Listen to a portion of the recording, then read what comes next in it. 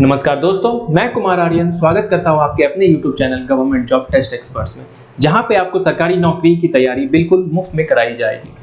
आज का ये सेशन बहुत ही इंपॉर्टेंट होने वाला है क्योंकि आज हम लोगों ने रेशियो एंड प्रोपोर्शन के वैसे क्वेश्चंस लाए हैं जो कि आपके एग्जामिनेशन पॉइंट ऑफ व्यू से इंपॉर्टेंट है और ये वैसे क्वेश्चन है जिनका लेवल हार्ड है। बहुत सारे यूट्यूब चैनल्स क्या कर रहे हैं कि आपको वैसे क्वेश्चन प्रैक्टिस करवा रहे हैं या बनवा रहे हैं जो क्या है उनका लेवल इजी है, ताकि आपका इंटरेस्ट बना रहे। इंटरेस्ट कैसे बनेगा? जब सॉल्व हो जाएगा। और सॉल्व कौन सा क्वेश्चन होगा? जो इजी रहेगा, है ना। तो क्यों ऐसा करते हैं? ताकि फिर आप उसके पेड कोर्सेज में एनरोल हो जाए। हमारे यहाँ ऐसा कुछ भी नहीं है, आप हमारे साथ जुड़े रहे। आपको जो तैयारी करवाई जाएगी वो बिल्कुल जीरो से लेके बिगिनर से लेके एकदम टॉप लेवल टॉप नॉच तक की करवाई जाएगी, ठीक है। और वीडियो को शुरुआत करने से पहले सबसे एक रिक्वेस्ट है कि वीडियो को लाइक कर दे, शेयर कर दे एंड चैनल को सब्सक्राइब कर दे। तो चलिए चलते हैं अपने पहले क्वेश्चन की तरफ। तो जो हमारा पहला क्वेश्चन है वो क्या है? Ratio of the last year of income of A B and C are 3:4:5। क्या बोला गया है? पिछले वर्ष का ए बी और सी का जो अनुपात है इनकम का वो क्या है? 3:4:5 है। They last year income and present year income, और उन लोग का लास्ट ईयर और प्रेजेंट ईयर का इनकम का रेशियो है 7:5, 9:4 and 5:4 respectively. Find the ratio of their present year income. उनके प्रेजेंट ईयर का इनकम निकालना है। रेशियो मतलब ratio of their present year income. ये निकलेगा कैसे? आप देखिए, एक बात बताइए, हमारे पास दिया हुआ क्या है? तो हमारे पास लास्ट ईयर का, किसका? लास्ट ईयर का, किसका? ए बी और सी के लास्ट ईयर के रेशियो दिए हुए, इनकम का रेशियो दिया हुआ है। क्या दिया हुआ है? 3:4:5 दिया हुआ है, यही ना। चलिए ठीक है। अब क्या बोल रहा है कि ए बी और सी का लास्ट ईयर और प्रेजेंट ईयर का इनकम दिया हुआ है। तो एक बात बताइए, हम लोग यहाँ बोल सकते हैं कि लास्ट ईयर, इस तरह ऐसे करके इसको लिख सकते हैं। क्या लिख सकते हैं? Last year and present year का इनकम। पीवाई का मतलब प्रेजेंट ईयर, ना कि प्रीवियस ईयर, ठीक है। ए का क्या दिया हुआ है रेशियो, ये बताइए। तो ए का जो रेशियो हमें दिया हुआ है वो दिया हुआ है 7:5। क्या दिया हुआ है? 7:5 दिया हुआ है, करेक्ट। कोई दिक्कत इसमें? बी का क्या दिया हुआ है? 9:4 दिया हुआ है। एंड सी का क्या दिया हुआ है? सी का दिया हुआ है 5:4 दिया हुआ है। अब एक बात बताइए, अब एक बात बताइए आप कि ये क्या था? लास्ट ईयर का इनकम का रेशियो। ये भी क्या है? लास्ट ईयर के इनकम का रेशियो है एबीसी का।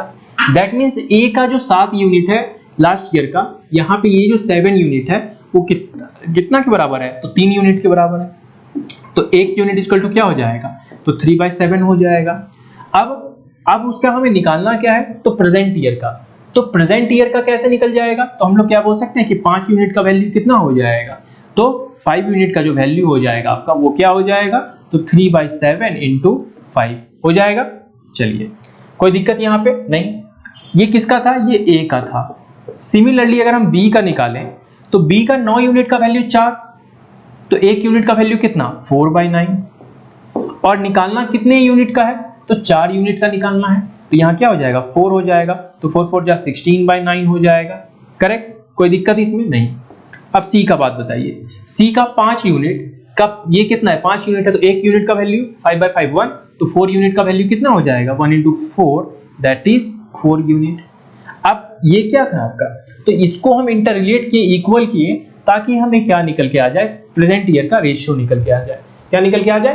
प्रेजेंट ईयर का रेशियो, ठीक है। अब एक बात बताइए, तो प्रेजेंट ईयर का अगर हमें रेशियो निकालना है किसके बीच का? ए बी और सी के बीच का, तो क्या हम लोग बोल सकते हैं कि ये तीनों जो है, तो ये क्या है? 5 या 15 दैट इज 15/7 रेशियो 16/9 रेशियो 4।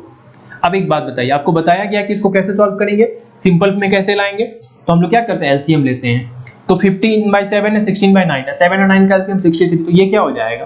तो 15/7 × 63 रेशियो 16/9 है इंटू 63 हो जाएगा, करेक्ट। और ये आपका क्या हो जाएगा? रेशियो 4 × 63 हो जाएगा, करेक्ट। अब एक बात बताइए आप, क्या ये 7 9 63 हो जाएगा? तो 15 9 कितना हो जाएगा? 135। ऑप्शन में देखिए तो क्या 135 है? हाँ, पहला ही है। तो क्लियर है कि हम ऑप्शन पहला ही है, लेकिन हम फिर भी हम चेक करेंगे। 16 इंटू, अब देखिए 9 7 63 हो गया, 16 7 कितना होता है बताइए? तो 16 7 112 होता है, करेक्ट। और 63 गुने 4 कीजिए तो 4 6 24 और 4 3 12, तो 252 हो गया। तो आप अगर पहला भी निकाल लें और अगर कर जा रहा ऑप्शन तो वही आपका करेक्ट आंसर है, नहीं तो पूरा सॉल्व कर लीजिए, कोई दिक्कत नहीं है ना। ऐसा क्वेश्चन आपको प्रैक्टिस नहीं करवाया जाएगा, क्यों? क्योंकि ये सब क्वेश्चन, यही वो क्वेश्चन है, ये कंटेंट है जो वो लोग पेड कोर्सेज में देते हैं, बट हम आपके लिए ये फ्री में लाए हैं, ठीक है।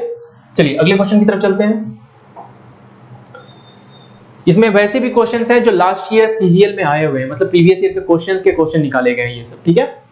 The cost of diamond is directly proportional to the square of its weight. क्या बोला गया है कि जो कॉस्ट होगा वो डायरेक्टली प्रोपोर्शनल होगा किसके?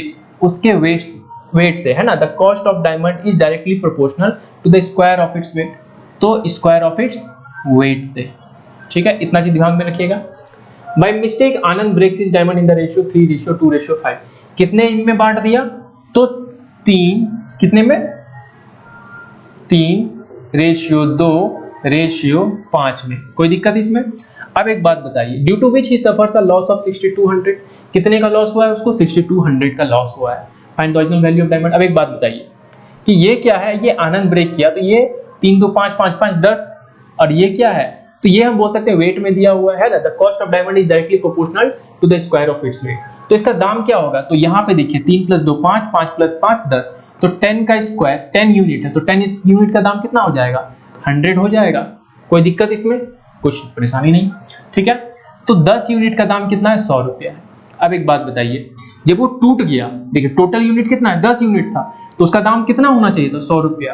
लेकिन अब टूट गया तो दाम कैसे निकलेगा इसका? अभी बताइए, 3 यूनिट का दाम अब क्या हो जाएगा?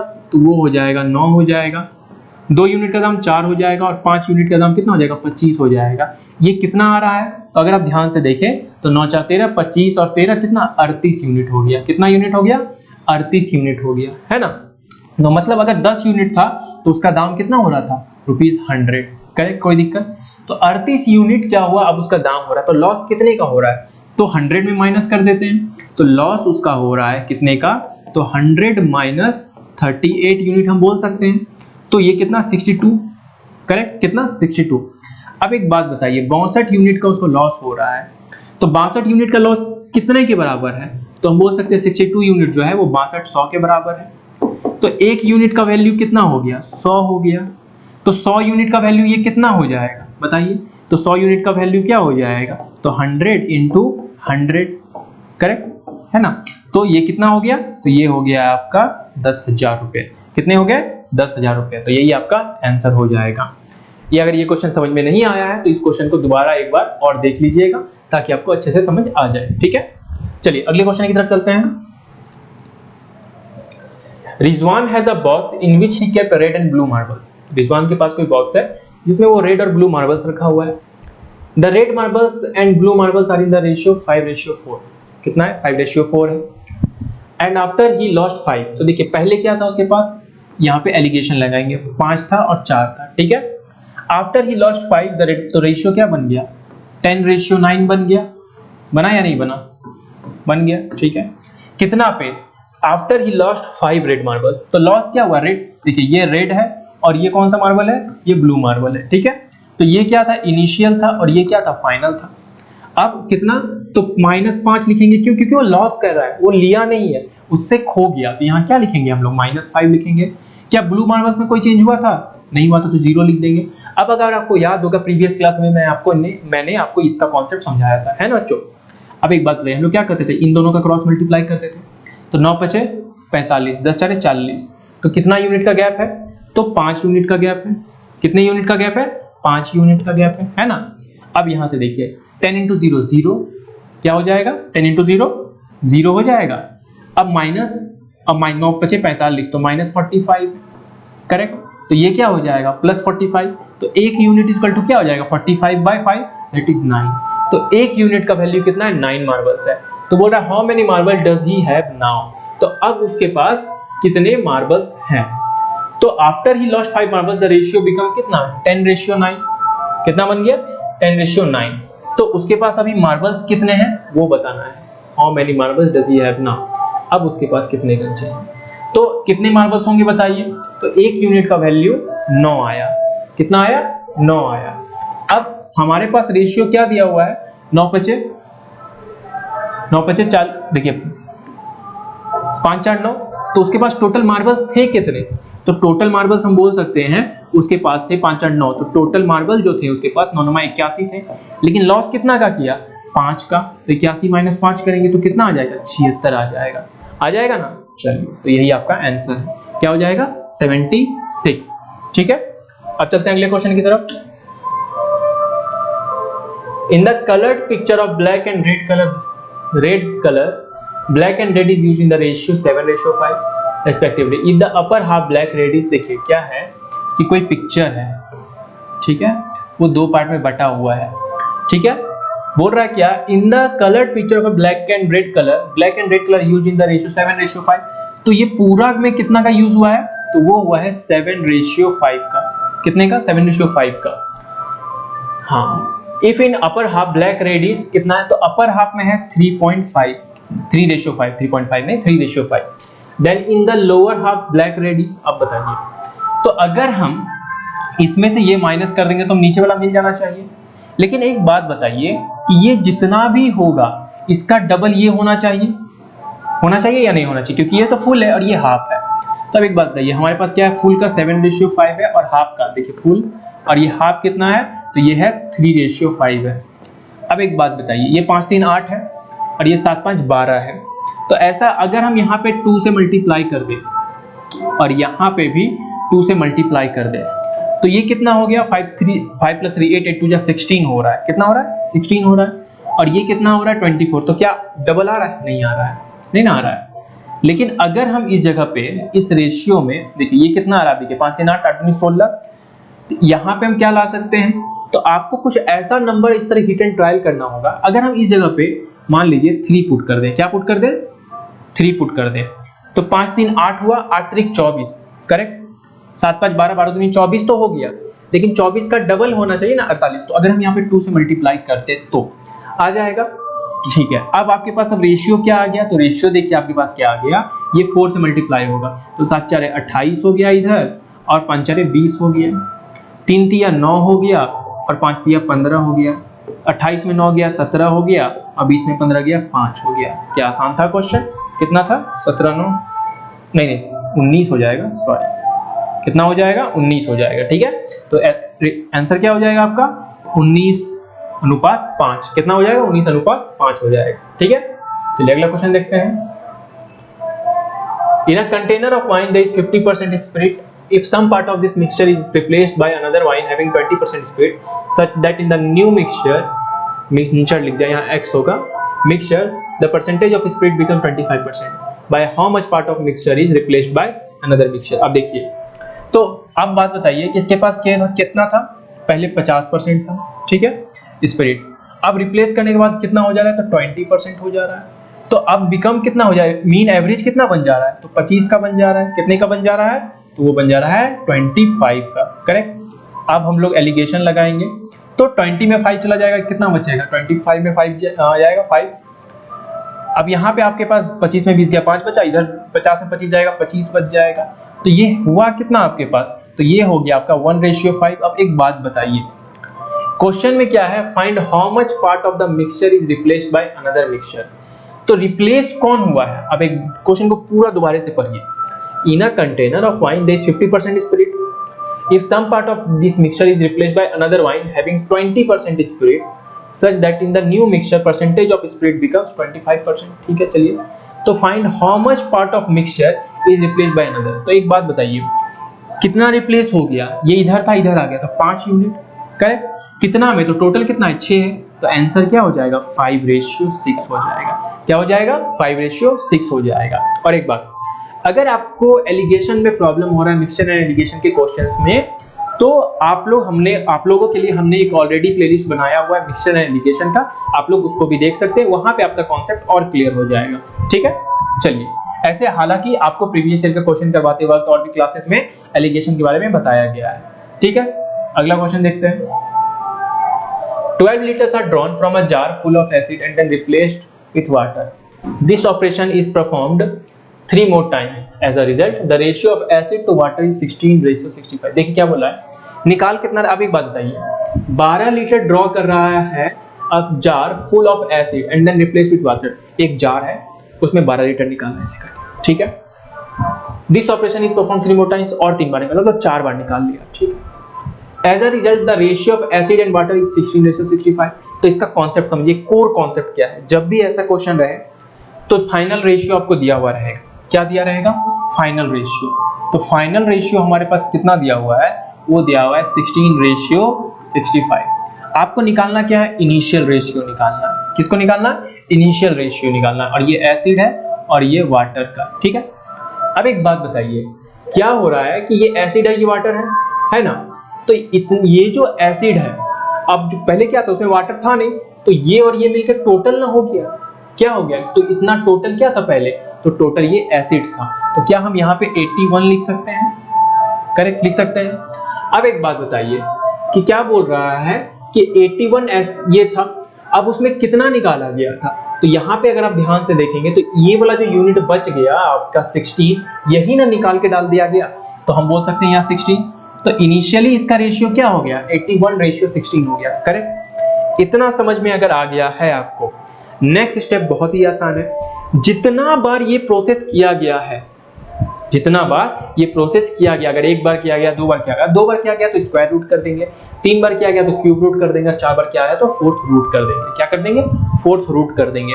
तो अब एक बात बताइए, अगर हम 81 का पावर 1/4 कर दें और 16 का पावर भी 1/4 कर दें, तो हमारे पास आएगा क्या? तो ये आ जाएगा 3 और ये आ जाएगा 2। करेक्ट, कोई दिक्कत नहीं। अब इन दोनों में कितना यूनिट का गैप है? तो 1 यूनिट का गैप है। और ये 1 यूनिट कितना के बराबर है? 12 लीटर के बराबर है। कितना लीटर के बराबर है? 12 लीटर के बराबर है, ठीक है। तो बोल रहा है how much acid was in jar initially. तो पहले कितना था जार में? तो अभी हमारे पास देखिए रेशियो क्या निकल के आया, ये रेशियो है। तो 12 तिया कितना? 36 लीटर क्या था जार में? एसिड था पहले, ठीक है। क्योंकि यहाँ पे क्लियर हम लोग को बताया ही नहीं गया वाटर क्या था। तो हम लोग क्या देख रहे हैं कि 16 वाटर था तो 65 एसिड हो गया। तो मतलब ये दोनों मिल गया होगा तब ना एसिड इतना हुआ होगा। और उसमें से कितना निकला? तो 16 निकला। करेक्ट, वाटर जितना था। तो अब तो आपके पास क्या हो जाएगा? तो 3 यूनिट इज इक्वल टू क्या हो जाएगा? 12 तिया 36, दैट इज 36 लीटर। आपका आंसर क्या हो जाएगा? 36 लीटर। हो सकता है पहली बार में ये क्वेश्चन आपको ना समझ में आए, इसलिए इस वीडियो को दोबारा देख लेने से आपका डाउट जो है वो क्लियर हो जाएगा, आपको समझ में आ जाएगा, ठीक है। चलिए अगला क्वेश्चन देखते हैं। A container contains some liter of pure milk. From this 9 liter of pure milk taken out and replaced with same quantity of water. क्या बोल रहा है? A container contains some pure liter, मतलब क्या उसमें सिर्फ दूध भरा हुआ, क्लियर बोल दिया। From this क्या किया? जो ग्वाला था चोरी कर रहा है, 9 लीटर निकाला दूध और उसमें पानी डाल दिया, ठीक, इतना क्लियर। चलिए, गद्दारी कर रहा था क्या, है कि नहीं। From this 9 liter of pure milk taken out and replaced with same quantity of water. This process repeated 1 times more. कितने बार रिपीट किया गया? एक बार और मोर किया गया, मतलब टोटल 2 बार रिपीट किया गया। After that the ratio of the milk and water becomes कितना? तो ये देखिए फाइनल रेशियो दिया हुआ है। तो फाइनल हमारे पास कितना दिया हुआ है? 16:9 दिया हुआ है। कितना दिया हुआ है? 16:9 दिया हुआ है। किसका किसका? मिल्क एंड वाटर का। किसका किसका? मिल्क एंड वाटर का। ये पेन अक्सर मेरे साथ ही गद्दारी करता है, मिल्क एंड वाटर, ठीक है। तो इनिशियल क्या हुआ होगा? एक बात बताइए, ये जो 9 वाटर बचा हुआ है ये तो प्योर था, तो ये 9 मतलब मिल गया होगा, तो टोटल पहले मिल्क कितना हुआ होगा? तो 25 हुआ होगा। करेक्ट, कितना हुआ होगा? 25 हुआ होगा। अब एक बात बताइए, और मिल्क जब पानी नहीं डाला था तो अब जो वाटर बचा होगा कितना बचा होगा? तो 16 बचा होगा। कितना बचा होगा? तो 16 बचा होगा। करेक्ट है ना। देखिए ध्यान से, इसका यही नियम है कि 16 + 9 कितना हो गया? 25। अगर नहीं उतना करना, जो आगे बैठा हुआ उसको पीछे बैठाइए, ठीक है। और नहीं तो आप दिमाग लगाइए कि क्या बोल रहा है कि 16 यूनिट जब दूध था उससे 9 निकल गया, तो ये दोनों मिलके तो क्या हुआ होगा? दूध ही रहा होगा। उससे कितना निकाल लिया? 16 निकाल दिया, तब ना जाके ये रेशियो आया है, ठीक है। अब एक बात बताइए, हमने क्या बताया कि जितना बार प्रोसेस हुआ है उतना बार उसका रूट कर देंगे। 2 बार हुआ तो स्क्वायर रूट कीजिए, तो ये क्या आ जाएगा? 5 क्या आ जाएगा? ये आ जाएगा आपका 5:4। 5:4 आ गया। तो ये गैप कितने का है? तो गैप है 1 यूनिट का। और ये 1 यूनिट कितना के बराबर है? 9 लीटर के बराबर है। करेक्ट।